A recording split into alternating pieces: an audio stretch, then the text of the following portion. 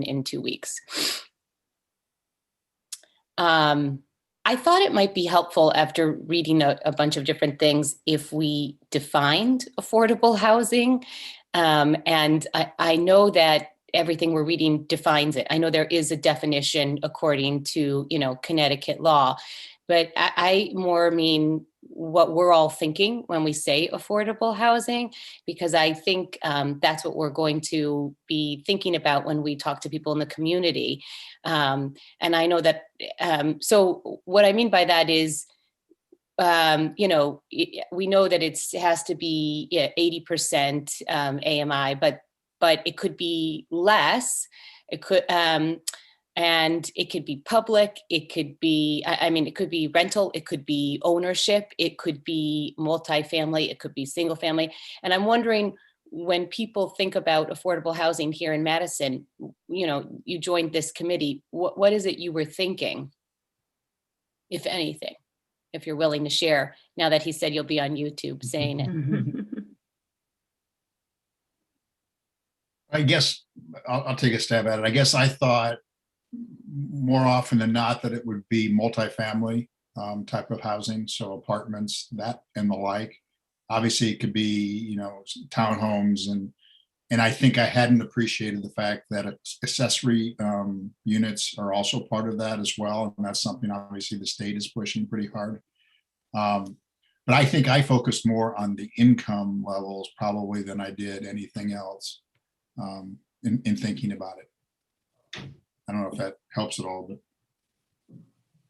Yeah, and in that multifamily, were you thinking rental, ownership, or not really thinking one? Yeah, that's a great question, Sarah. I guess I've always kind of thought of affordable housing as more rental based as opposed to ownership based. Mm-hmm. The thought being, if it's affordable, they may not be able to afford, the down payment, all the things that would come with owning, and can obviously maybe pull together the security deposit for rent. So I have an unconscious bias, perhaps, but probably towards the fact that it's probably for rent, but it certainly is not. I know that now. I appreciate that. Does anyone else? I started with income as well, Peter. I thought that was a decent place to start, and then I thought the Salisbury report that Dave passed around was really good, because it took its time to define what actually they thought affordable housing was, and define it very clearly, which I think is really important, obviously. But I also thought the multifamily rental, but why not ownership as well? If there's an opportunity for folks at a certain income level, given a wide variety of potential funding opportunities from NGOs and others around the state, could you make affordable housing affordable to buy as well for families below X? So I kind of looked at it in somewhat of a multifaceted way, but began with income. Yeah, so I would comment that owning is much more interesting, I think, from my perspective, in that it really sets somebody up for success longer as opposed to renting. And so I'm teaching a couple classes right now, and that's kind of always the standpoint that I take with my students, is that think of this as a space that really becomes owned by the occupant. It helps them feel more attached to a community, I think. I think it also helps the community get behind a plan, and that these are long-term residents and not people that are in and out of the community. So they're just some of the conversations I've had about ownership in the past. I was just thinking of of a variety of options. And I was thinking especially of rental units, because it gives a chance for younger people who may work in the community but can't live here to actually start that, and then maybe move into owning a home in the future. And so I was thinking more of just a variety of options, multifamily, and maybe housing that doesn't have such a large parcel of land, making it more affordable. Hi, Roz. We're just on the first item of just defining affordable housing, and so okay. Did anyone else want to? I think it really, so I really didn't have any ideas, well, defined ideas, to be honest, because I'm kind of new at this. So I thought the Salisbury report was really helpful as well. I don't know much about that town though, and how it compares to Madison, but I think what it really depends on who we're talking about. So it's like, it's income based, but the type of housing would also depend on who is going to be living there. So you've got, if you have seniors, you know, what's the type of housing that would be most conducive to their sort of lifestyle and their needs. And then you have new, you know, young families like Andrea had pointed out, who want to rent as a stepping stone to ownership. And then you have people who might just be renting forever. And so I think that to the extent that there can be options, and also, you know, there's always, you know, what will the town kind of tolerate, for lack of a better word, as well, right? I mean, that's also kind of a reality. But, you know, I think also the idea of, I don't know, is it called workforce housing or what's like the current term, right? Where Workforce it's like, housing, yeah. yeah. I mean, I think, you know, I think it might be an idea that we might want to think about is, do we want to rename this committee? You know, because affordable housing is so, you know, there's a stigma attached to it. It's kind of outdated. We're talking about people too who work in our communities, who can afford to live here. So I don't know, I've been thinking about that, and actually upon the recommendation of someone in the community, you know, should we consider renaming the committee to something that's more kind of reflective of current times and current reality? But aren't we following the guidelines of the state where they're requesting us to have 10% of the properties as affordable housing? Is that, maybe I'm wrong. So Sarah had asked everyone to talk about what our ideas were about what affordable housing is when we started the committee. Oh, okay. That's just to give you the context of that. Oh, okay, I'm sorry. No, just because I know you jumped in, but yeah, there is that the requirements of the statute that we have to comply with. I think, Aaron, I think that's a good conversation to have. I think just to explain the reason why the committee name, we didn't really discuss it much, but the name was just derived from the statute refers to it as an affordable housing plan. And so we just took that language for the naming of the committee. But, you know, I think that's a legitimate point in terms of how we talk about it and how we engage the community. Does the term affordable housing, you know, cause enough concern in people that we're not going to be able to have a good conversation, or do we purposely choose that, you know, to kind of engage people? So you know, that's a good conversation. So, and I appreciate everyone, you know, I think this was very helpful to just hear, you know, to hear what you were thinking, because that's going to help us understand what others are thinking. Obviously, if you self-selected to be on this committee, you might not have a knee-jerk reaction against affordable housing.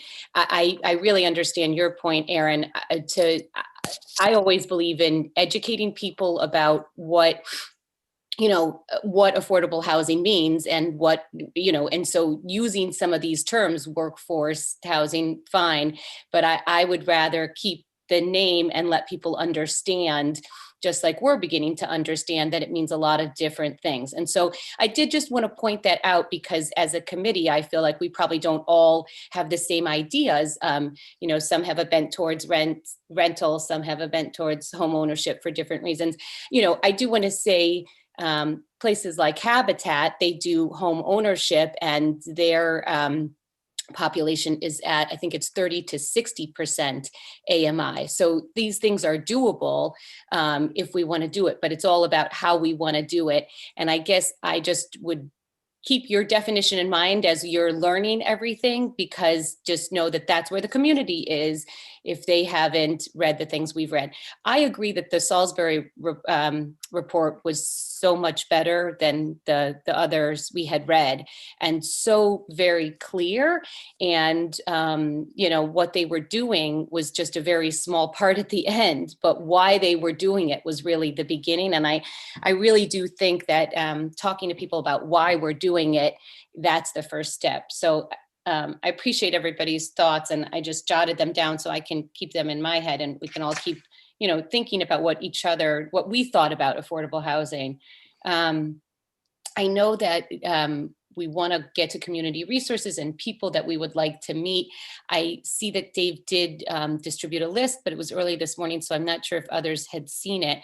But I know before we got on, Chad and Matt and I, you all created a list, and it looks like you split it up. And correct me if I'm wrong, nobody but Aaron approached anyone yet? There was no list of questions yet, or? That's No. correct. Yeah, okay. So I don't know, as you look at this list, if we have others off the bat we'd like to add to it, or now that there's 3 more of us, or after reading, these few reports, if there are other groups that you think it would be helpful to add. Sure. So this is a list to get input into our efforts. Is that correct? I'm blanking. So the list, Matt, the list originally was generated as a way to try to identify potential additional candidates to be on the committee, but it kind of morphed a little bit into more of a generic outreach effort that we might want to conduct in the future. So it was a little bit dual purpose.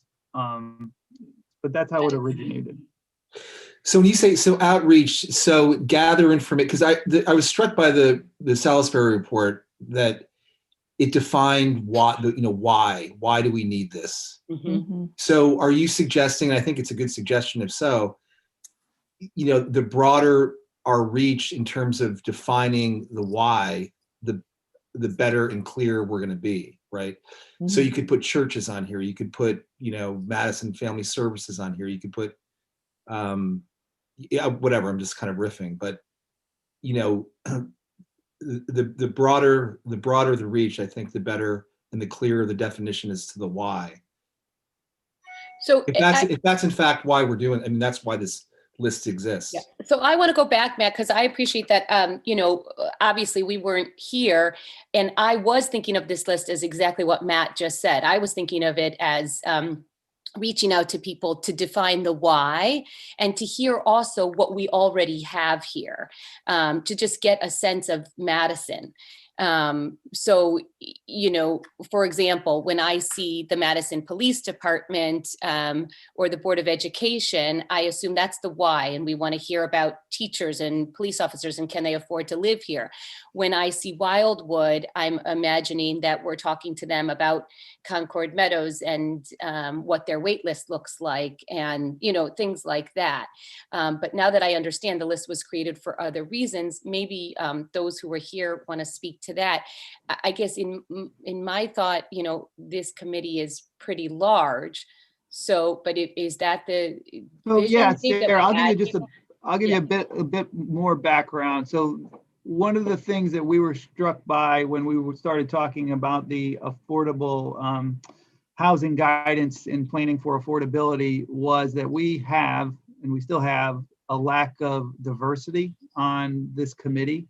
And so we were initially concerned that, that the folks on the committee weren't necessarily representative of people that might be having challenges affording housing in Madison. And we wanted to try to figure out a way to meaningfully engage people. So people that might not live here now, but, have an interest in living to Madison. So that was the initial thought. And then it went a little bit on a parallel track with the interview process. And so we decided that let's just compose the committee based on, the results of the interview process so we can get going. And as we reach out to these organizations for the reasons you just articulated, if we felt that there would be somebody that'd be really good to actually add to the committee, that we could do that at a later date. So that's kind of how it all played out. Can I just clarify, can someone who does not live in Madison be on this committee? It can, because this is an ad hoc advisory committee. It's not a permanent committee. Fine. So you can have folks that are not members of the community on it. Okay, so that's very helpful. All right. So Matt, does that make sense then, given, I mean, I think some of the people that you just identified, some of the groups make sense to add to this list. Yeah, I think so. I mean, I think so. I think getting to those folks that really know, what the need is, would be helpful. And maybe Matt, not the two things I heard you mention, because I'm just taking notes, are churches, which we do not have on here. Churches, synagogues, Madison Family Services. So that they're represented They were on the committee. by Andrea, and then also Crystal, who's not in attendance today. Okay, right. They're a meaningful part of the committee. So, I don't know. I'm just trying to think of what information would be relevant. The folks who run the food bank, understanding the depth of need and who is the primary interface with the folks who, are struggling but want to live in Madison. Yeah, I might add to that teachers. I know that we have the Board of Education, but that's different than, reaching out to some teachers. Yeah, for sure. how so? Well, I think the Board of Education, represents, I mean, you can talk to, but I don't think that's going to be the same as talking to a group of teachers. Yeah, maybe I should term it differently. So Yeah. the thought was that we would probably try to work with like the human resource director or somebody to try to identify teachers that we would engage with. So maybe I'll just or put a term sub. that. Yep, fine. Yeah, The teachers union might be another yeah, that's a good call. Please. That's a good thought. to reach out to. Erin, Denise Page is the lady in Essex that's planning and zoning, correct? No, that was the person who was in the Madison Neighbors magazine. Oh, That was the okay. person who I was going to reach out to. Weren't you did going to not- reach out to somebody from Essex? Oh, well, I said my sister-in-law just took a position as the town planner of Essex, so she could be a resource for us throughout this process if we wanted to get some more information. Oh, okay. I'm wondering if we know, besides, I just happen to know Concord Meadows and the new development going up. Do we know what the affordable housing is right now in Madison? Because I think we would want to talk to any organization or management company that runs affordable housing in Madison currently. That's only the Concord housing. And when I looked it up on the Connecticut affordable housing, it only showed Concord. Meadows? Yeah. Yeah, the rest of the units are privately owned, whether they be condos or single family homes. So there's not an organization that administers. One thing I had found is at the Partnership for Strong Communities, there's housing data profiles for all the towns. And it shows here that we're at 136 units. I don't know how they calculated that, but that's what it says. I think You they say included 136? 90. I'm sorry? Go ahead. It was Did you say 136 units. 136, right? And Yeah. so Concord Meadows is most of those. Right, 90 Yeah, I units. suspect that's right.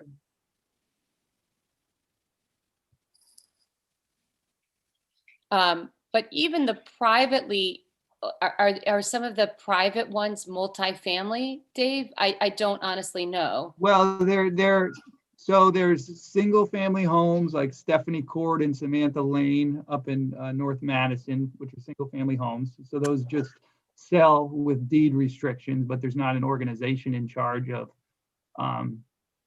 administering them in any way. Then there's condominium units at Apple Way, West Sussex Place, and East River Farms. And again, those are sell with deed restrictions. And so there's not, an organization other than the homeowners association maybe that is involved in the transactions at all. Okay. It might be worth talking to residents there. From my understanding, Dave, there's only 4 in the one off a New Road. Is that West Sussex? Yes, that's West Sussex Place. Yep. Hey, Dave, is it your sense that the data we're seeing of 136 units is actually accurate? I mean, Yeah, I believe that is accurate. Yeah. Okay.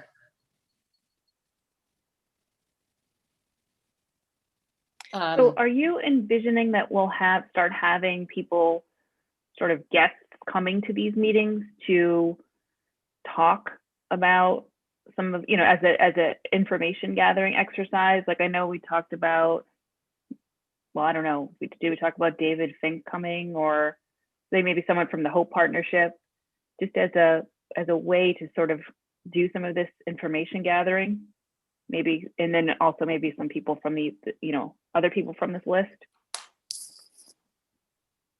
That is what I think. Yes. I don't know if others, Great but idea. I feel that, some of these conversations could start now if we're just gathering information.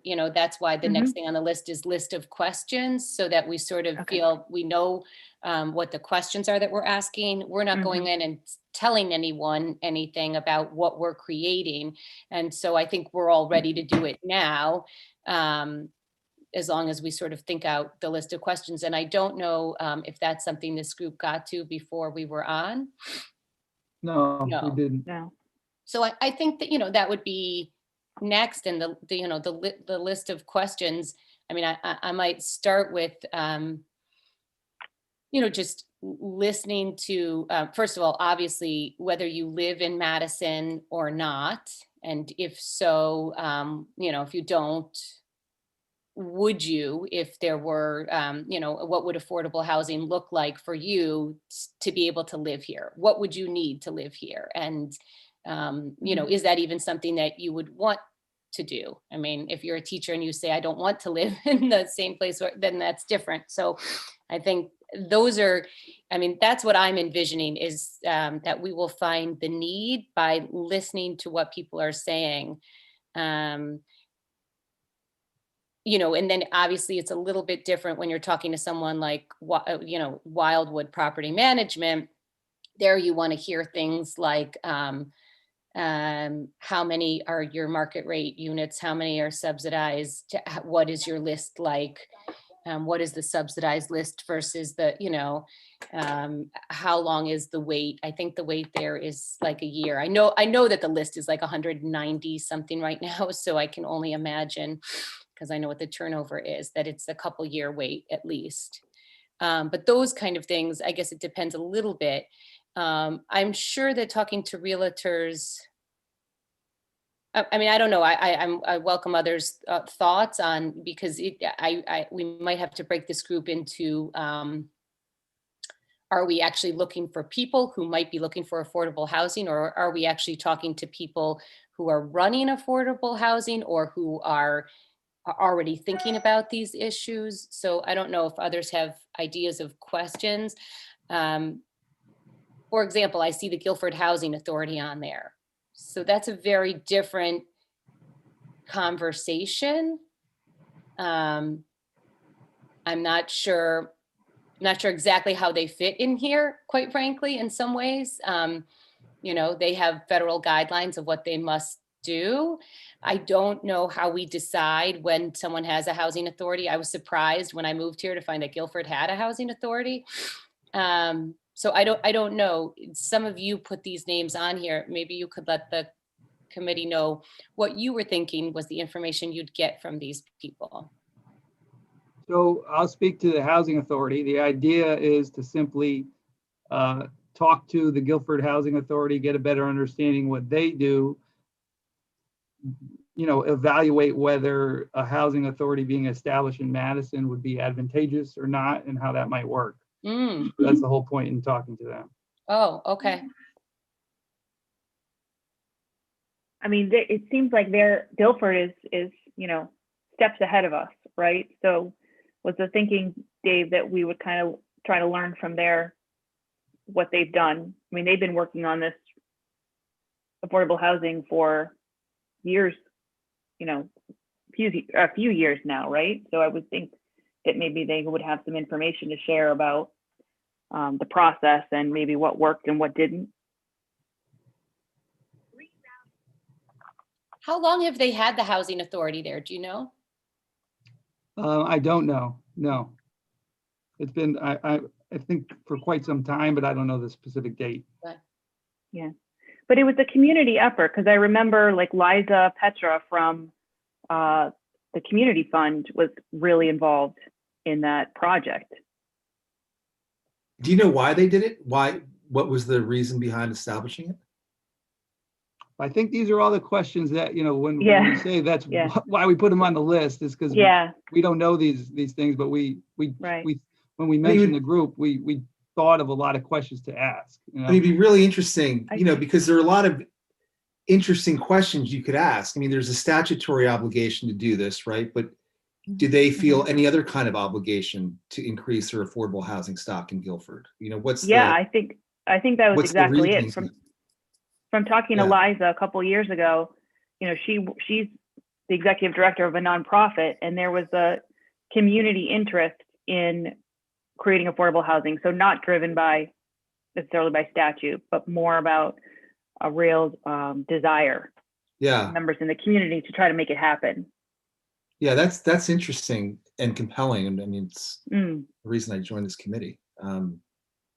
So I think that would be that would be a really interesting group to talk to, because obviously Guilford is so similarly situated. Right. So then similarly, where we have Wildwood, I would put MERC, which is the Madison Interfaith, Residential Council. That is the body that actually runs, that founded Concord Meadows, and that was an interfaith effort in Madison.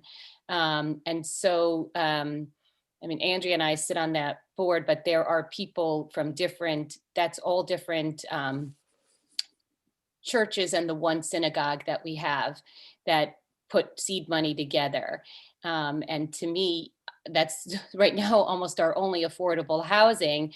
And that was an effort, I think, in the 70s. And it's, might be an effort that could be started again today. So I do think adding the churches onto this is helpful.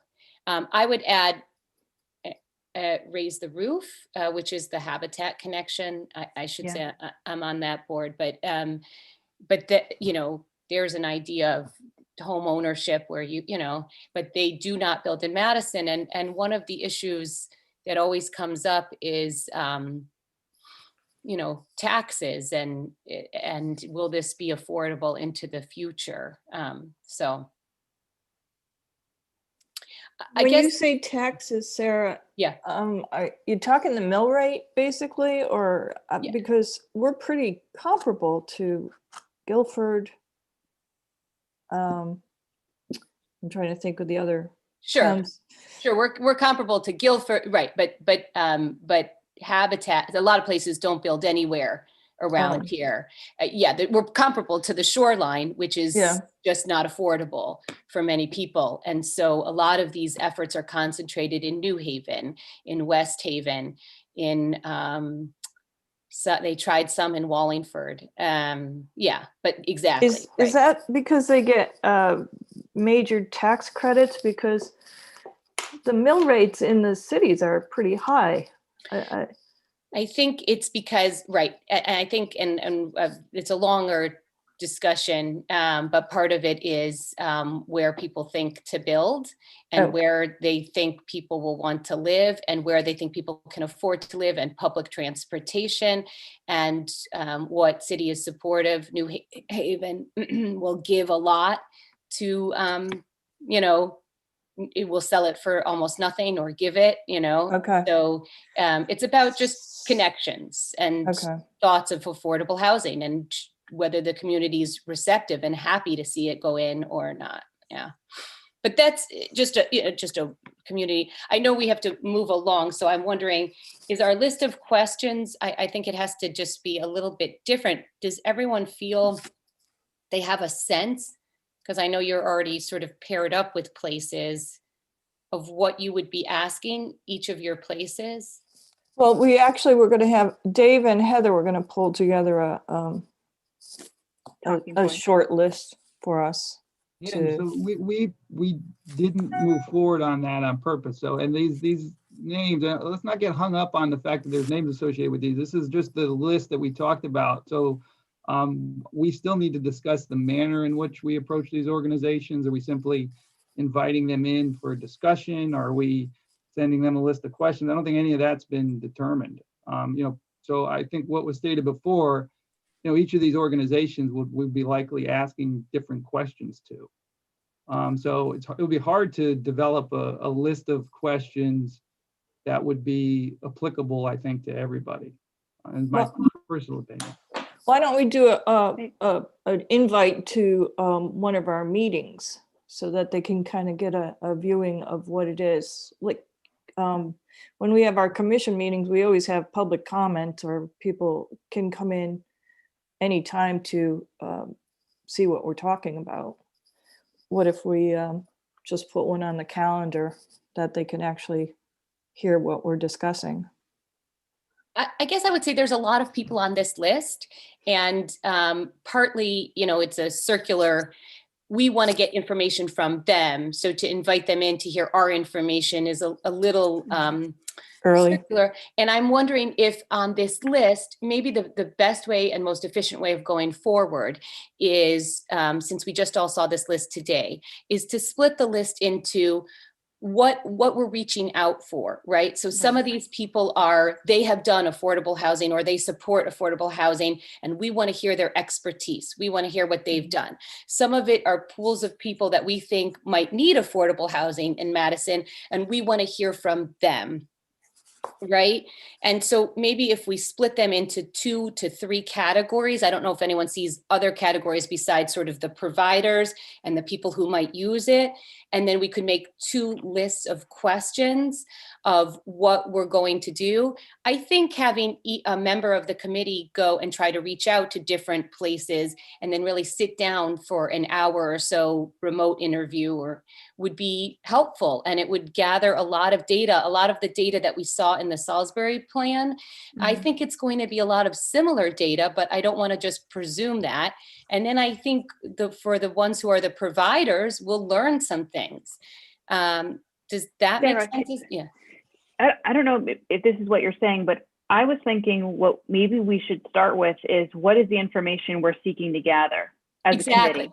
What do we want to know? Because this is really just the how, right? This is just one way of gathering information, but really, like, just even reading the Salisbury report, it's like, what is it that we want to know about our community, and what do we want to know as a committee? Exactly. And how to attack this project. And then I feel like this stuff would sort of fall into place from there. So, and Dave, maybe we want to stop sharing the screen if you don't mind. I mean, it seems to me we want to know, what is the need? Correct? Does everyone, I mean, I assume, right? What is the need? And so, similar to the Salisbury report, where they were very clear about, this is what the need is, this, we don't want to presume. So a lot of those people are on the list to find out what is it currently like?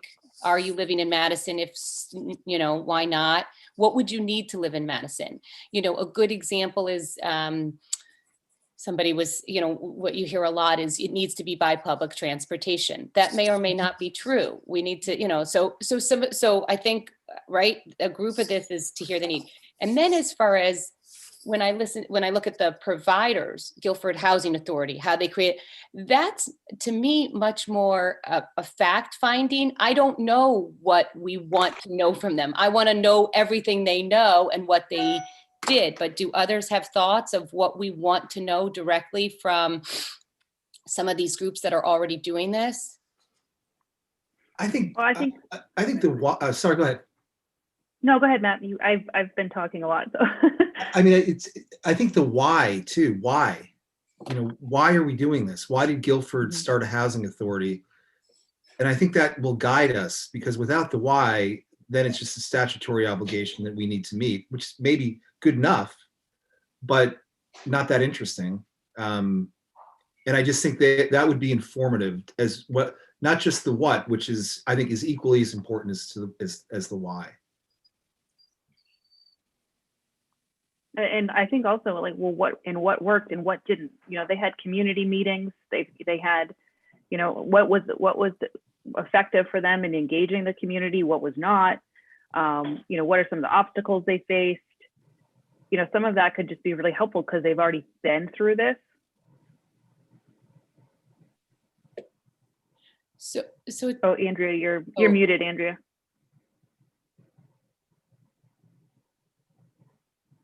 And also, what was their role in their interventions with different groups, and how they how they saw their role in this?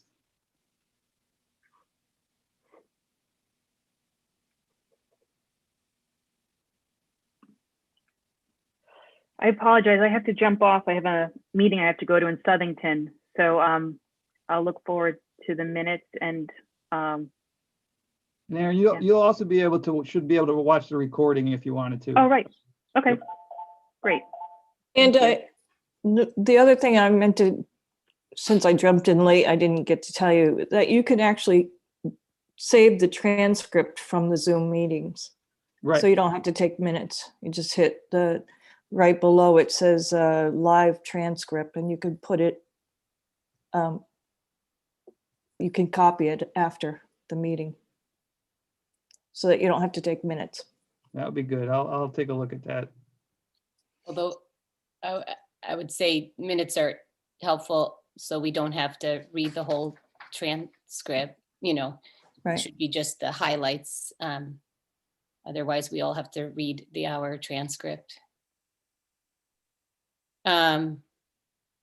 So do people want to split up this list? Do we feel ready to talk to people? I think we know what we want to learn, or is it going to be a mess of just going forward? I'll jump in. I personally don't think we're ready yet to split up the list and start making these efforts.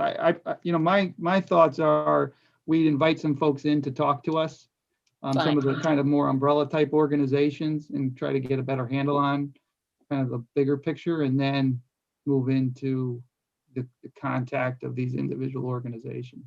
That would be my take, but I'm happy to hear others' perspective. I guess I agree. I was wondering, the Hope Partnership, which has seemed to have made a real business out of this, and a successful one at that. I'll bet you they have just a wealth of information to bring to us if we could invite them.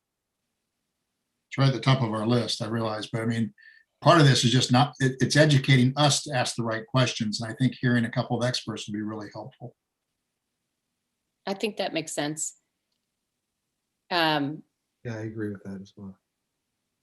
Is there an affordable housing commission in Guilford? Is there do we know? There's not an affordable housing commission in Guilford. So Guilford was actually the town that initiated the request to have the Council of Governments, the Regional Council of Governments, help towns prepare the affordable housing plans. So they currently do not have a committee. I assume they will put a committee together for that effort, but they don't have one currently. So then the Guilford Housing Authority might be interesting to talk to as well. I agree with that. I would love to hear them. I think that would be a great get. You could maybe have divided up 30 minutes each for, you know, Hope and Guilford Housing Authority or something. You know, one place that isn't on here is Desegregate Connecticut. I've heard her speak, and maybe you've all heard her speak too many times. And so if that's the case, maybe it's not worth it. But that I feel like is very informative as to what's going on all over Connecticut. Does this group feel like been there, heard it, not that helpful, read the Times? No, well, good. Sorry, I shouldn't jumped in so quick, but I'm sorry. we had talked about bringing them back. You know, I had a conversation with myself and the first select woman and John Michael Parker with them, but they've offered to come back and talk to this group. So Do you agree with that, Peter? Is that what you were going to say? I was just going to say, there is a new Senate bill out there being heavily pushed by Desegregate CT, which will have, if it was to go through in many cases, could have a pretty negative effect on just housing here in Madison in terms of home rule and what we get to say versus what Hartford gets to say. And so my only concern, because I think they're doing really good work, would be that could perhaps cause issues for us politically if they think that we're talking to desegregate Connecticut too much, because that's going to be a controversial issue unto itself with planning and zoning and home rule and how we feel about someone else meddling in our zoning rules. This kind of dovetails with it. And so I'd be a little concerned that we get too wrapped around with Desegregate CT right now. I've read a lot of their work. I'm on their web pages and I get their emails. It's great work, but I wonder a little bit if it could become a third rail for this committee. I hear you, and yet if we have a public meeting where we, have a recording and we say we're inviting them in to give us information. Yep, that's fair. I just had to voice it. Yeah. I feel if you've all heard from them many times, then it's, not that helpful. If you haven't heard from them, it is eye-opening, just as you said, Peter, I think it was you who said, in terms of what an affordable housing unit could be. And so. I think that helps us get, again, I'm beating the same drum, but back to the why. Yeah. Hearing from them would be informative and, potentially compelling for folks who watch it. And if there's, others to balance out on the information gathering, I'm happy to put them on as well. And I think the half an hour makes sense. So that we could potentially have a few speakers in the next month so we can sort of get moving on our own things. I do think it might be helpful to hear from Concord Meadows, although I don't know that there's anyone who's, I really feel like it'd be helpful to hear how that interfaith effort happened more so than hearing about the day-to-day, How Sarah, it started. I know that Bob Hale was one of the originators, one of the founders, and I know that Al Goldberg also was one of the people who started Concord Meadows. They might have a lot of information. I think that would be helpful to hear just what Madison thought at the time, how they got how they created this interfaith network to do the seed money, and then how they, got public dollars to help do it. What about the newest place going up? Dave, is there anything to hear from there? Or Roz, did you want to say? Wellington, the one on Cottage Road. Mm-hmm. Yeah, that's the Hope Partnership. Oh, that is, okay, fine. So, yeah, okay, fine. Do people feel like it makes sense to set that up for next time? A few of those people for next time? I think if we go forward with the whole partnership first, I think that way they can, because everything's fresh in their minds, working with Dave and the town on getting this Wellington together and how they actually got the property from, who was it, Dollar? Dollar, correct. So I think that would be interesting to see how they came about this whole project. And going forward, how long it's gonna take, and where they get their, does it go out to realtors? I don't know how they go out and find people to fill these houses. Maybe Dave can answer that. Well, I think, maybe we should reserve that conversation to have with them, ask them all But those questions, yeah. That's what I'm saying, is if maybe we should have them first, since it's all fresh. The only other person that we didn't mention that I had mentioned previously is David Fink, who was formerly with the Partnership for Strong Communities. He is working with the COG on kind of the regional housing working group. And so we're going to be interfacing with him we're part of the COG effort. So I'd like to get him in early on, because I think that will be helpful, because we still need to get a better understanding, and they're still working through exactly how the regional assistance is going to work. So David would be really helpful to get in early on. That sounds good to me. Do you think it's possible to get Dave Fink and, to get one other group next in 2 weeks? Yeah, I guess we should probably have a little bit more discussion if, for the groups like those bigger conversations, I'm a little concerned that 30 minutes isn't really enough time, because I just think we'll hear stuff and then we won't have an opportunity to discuss it. Fair enough. So I think later on we can condense down. So, I would agree that, if we're going to meet in 2 weeks, either David or the Hope Partnership would be a good person. I would probably preference David, but if he's not available, we could have the Hope come to that meeting, and then kind of take it step by step from there. But I'm happy to reach out to them, see who's available. Does that sound good to everyone? Mhm. Fine. And so maybe we'll just then keep a running list of people that we want to speak to, that aren't necessarily going to come speak to us, but so that we have that running list, since it sounds like we've all decided we're not ready to talk to people yet. And so, that brings us to the last item, and maybe that we would say we're not ready to speak to anyone yet. But one thing that's been in the back of my head is press on this committee. And I really feel like we don't want to misspeak, well, ever, but certainly early on. And yet the sooner we get the word out that this is what this committee is, and start, educating people about it, the better. So I don't know if people feel like, certainly not until we've had a few speakers. But I wanted to hear what people thought. I don't know if you're going around in the community and just saying, I'm on an affordable housing committee, and getting, knee-jerk reactions from people. So I didn't know how people felt about that. Do you feel like, let's just wait and see where we are, and then introduce that there is this committee? I think I'd be much more comfortable after speaking with David or the Hope, just so I have a little bit more knowledge of how to approach people on this subject, because there's a lot of people that are definitely doing the not in my backyard type of I don't want the affordable housing in my neighborhood type of thing.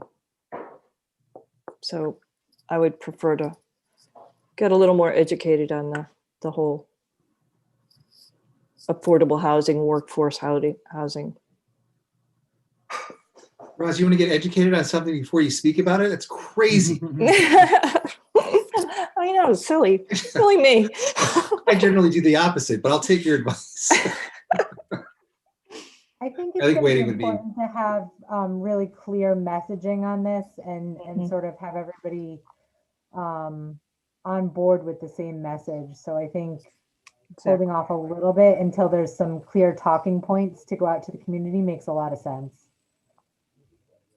Agreed. And then I'm just wondering, with some of these other places like Salisbury, just because they did put together such a nice plan. So that means, there's a committee, and I noticed in that plan, basically all of the interviews were done by one person.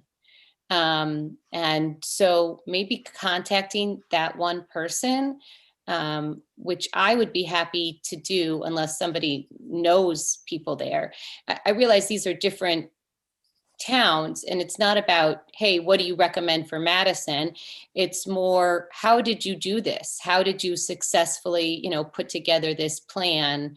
And they identified plots of land, and so that might be someone who would be a good speaker, but it also might be someone that, I could approach without, so like I have to be educated in order to approach. So I'm asking the right questions, and yet partly speaking to these people is going to help us ask the right questions. So, after reading that plan, I did feel like I wanted to reach out to them.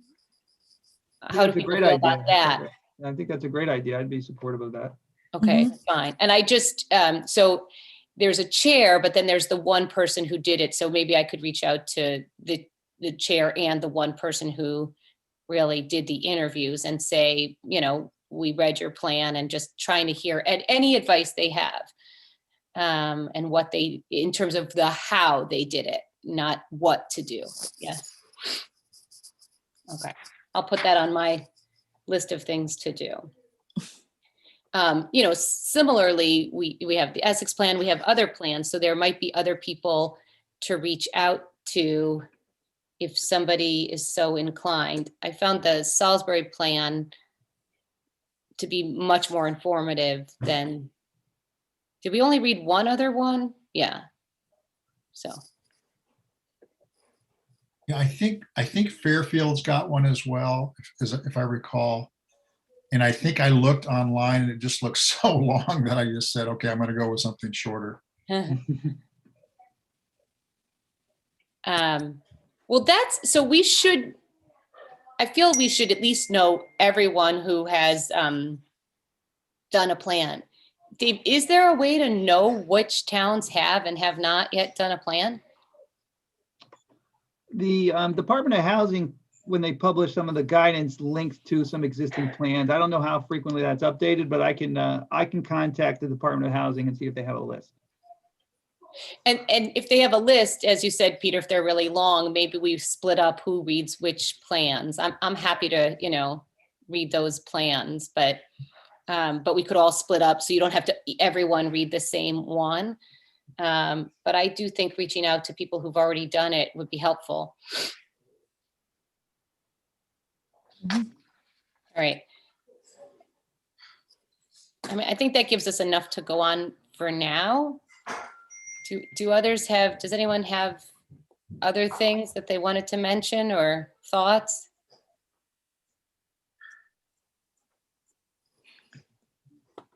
I don't think so. Okay. So I think hopefully we'll have some speakers for next time. And if there are other plans, we will be reading those. Matt, did you? No. Can we confirm? So based on our last meeting, I think we had decided that we would meet basically 2 weeks from today, 8:30 a.m. Is that still the case for everybody? Mm-hmm. Yeah, the 26th. Yeah, that would be the 26th. Okay. And Dave, are you going to be the one taking minutes, or do we need to No. revisit that? Yeah, I'm doing it today, but I'm not gonna continue to do it. I don't blame you. We'll have to discuss that. I did ask if there's going to be a clerk available, or if there could be a clerk available for us. The problem is our current pool of clerks all work full-time, you know, during the day, and so they're not available for day meetings. So we'll probably either have to designate someone or rotate the responsibility around. And we could probably decide that at the beginning of next meeting, maybe. Fine. Okay. All right. So consider whether you'd be willing to step up to take the minutes. Or rotating makes sense to me too. Mm. All right. I guess with that, do I have to make a motion to adjourn, or can we just adjourn? You could just adjourn. That's what most people make a motion, but I'm told you can just adjourn the meeting. The chair. Wonderful. Well, till next time then, and hopefully we'll have some good speakers pointing us in the right direction. Bye, all. Appreciate it. Bye. Thanks, everybody. Thank you. Bye, Dave.